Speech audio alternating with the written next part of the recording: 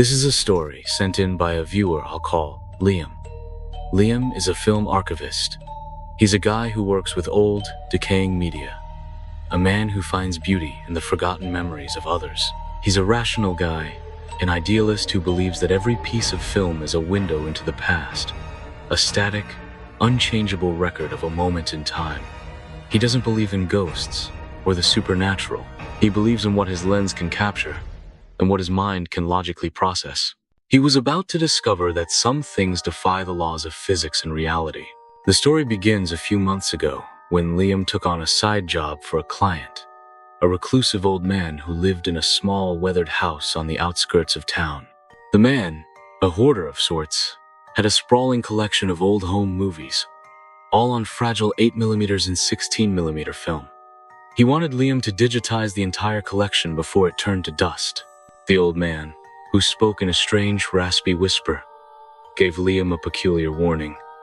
Some of these films, they're meant to stay in the past. Be careful what you let out. Liam dismissed it as the ramblings of an eccentric old man. He packed the dozens of reels into his car and took them back to his home editing bay, a small room in his basement filled with projectors, hard drives, and old-school editing equipment. The first few days were routine. He digitized reels of family vacations, birthday parties, and Christmases from the 1960s and 70s. The footage was grainy, the colors faded, but the human emotion was still there, palpable and warm. It was a comforting, nostalgic job. But then, he found it. Tucked away at the bottom of a cardboard box was a single unmarked film reel. It wasn't a modern reel. It was older, the casing made of heavy, rusted metal. It had a strange, powerful presence. He held it in his hands, and it felt cold, as if it had been sitting in a freezer. On a small, faded label, someone had scrawled a single phrase in shaky handwriting: "The family." A chill ran down his spine. But his curiosity got the better of him. He loaded the reel onto his old projector. The machines were a low hum in the silent basement. The first few frames flickered onto the wall, revealing a beautiful, sunny afternoon in a suburban backyard. A family was laughing, playing with their dog.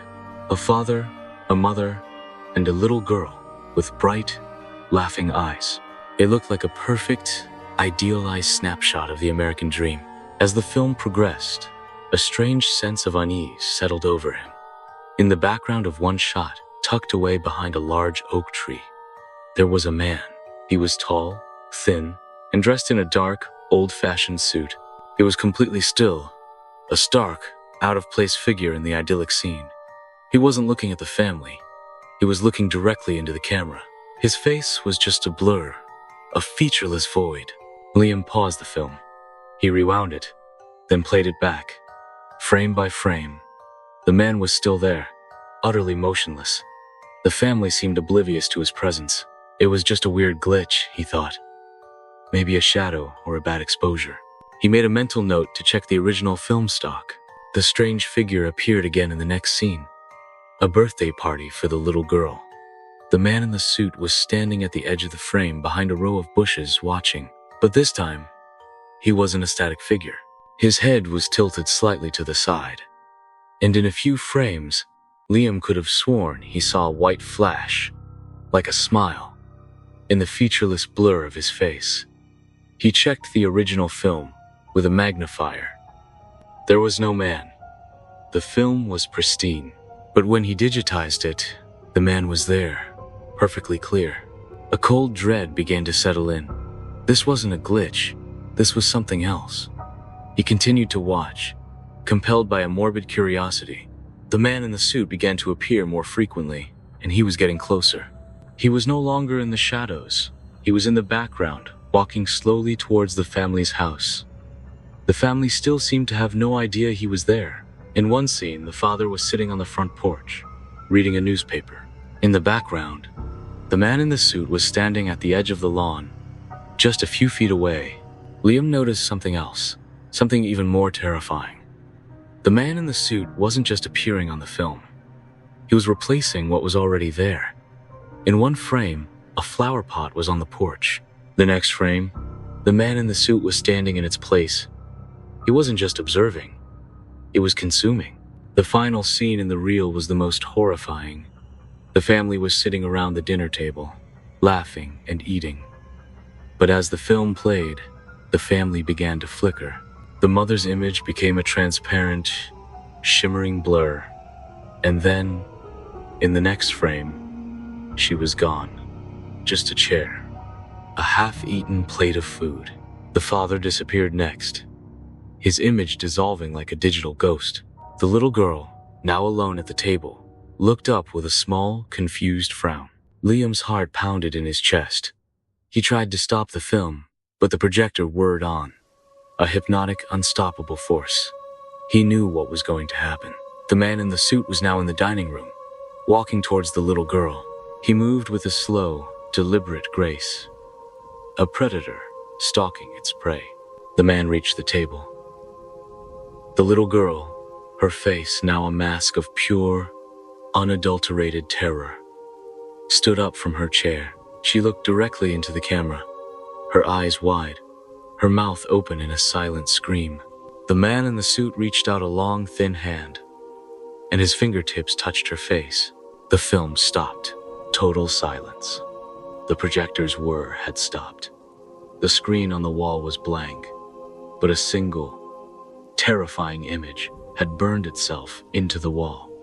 The little girl's face, her eyes wide with terror. Liam's hands were shaking so hard he could barely breathe. He fumbled with the power cord and unplugged the projector. The image on the wall remained, a searing ghost on the paint. He backed away, his eyes locked on it, until he bumped into his editing desk. He glanced at his monitor, where the digitized version of the film had been playing. It was now a single, frozen frame. The final frame. The man in the suit, his hand on the little girl's cheek, was now looking directly into the camera. His face was no longer a blur. It was a terrifying empty void, a black hole of nothingness. And on his face, a slow, sickening smile began to form. But that wasn't the worst part. The man's body began to shimmer, to flicker and shift. He was turning, but not in space. He was turning into a new image, a new form. And as his form solidified, Liam saw, with a cold, numbing horror, that he was looking at a reflection of himself. His face, a mask of pure terror, superimposed on the man's empty face. The final frame wasn't of the little girl. It was of him, a part of him, captured on the film. And as the man in the suit, now with Liam's terrified eyes, smiled, a single distorted line of text appeared on the screen, scrolling over and over. "Welcome to the family." Liam ran from the basement, leaving the projector and the film behind. He didn't stop running until he was outside, standing under the dim light of a street lamp, shivering uncontrollably. He looked back at his house, the basement window, a black square of nothingness. He had a profound, terrifying realization. The film wasn't just a record of a family that had disappeared. It was a hunting ground. The man in the suit was a predator, a thing that fed on souls, and the film was his trap. He never went back. He called the client, told him the film was lost, and quit the job. He changed his phone number, moved to a new apartment across the country, and vowed to never touch a piece of old film again. But a few weeks ago, something happened that made his blood run cold. He was talking to his friend on the phone, and his friend's voice suddenly became a small, panicked whisper. "Dude, you just flickered. For a second, you were gone." Liam felt a familiar, cold dread. He looked in the mirror. He looked normal, but he knew. He knew what was happening. He wasn't a static, unchangeable record anymore. He was now a part of the film, a part of the family. He was flickering, and it was only a matter of time before he disappeared from reality, completely. Because the man in the suit, the silent collector of souls, had just found a new family, and Liam was the last one left. And all because of a single, fateful decision, made out of simple human curiosity. Remember, you never know what history is hidden on the reels of a forgotten film. Sometimes, what's left behind isn't just a memory. Sometimes, it's a living nightmare that's still hungry. If you enjoyed this story, and you want to hear more chilling tales from the darkest corners of the real world, be sure to hit that like button.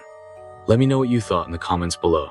And if you're brave enough to face the darkness with me again, make sure you're subscribed and have the notification bell turned on.